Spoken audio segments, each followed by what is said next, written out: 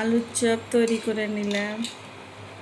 কয়েকটা বেগুনও ভেজে নেব। বেগুন কেটে নিলাম, বেসন গুলে নিয়েছি, আর পেঁয়াজি ভাজবো।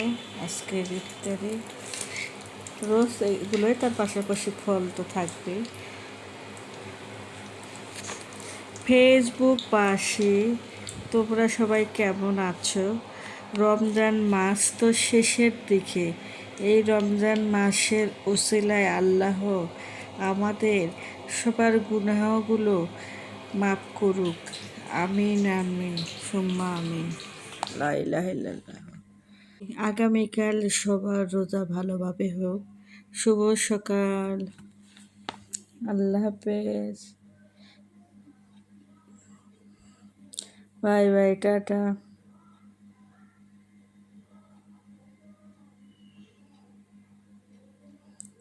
আসসালামু আলাইকুম।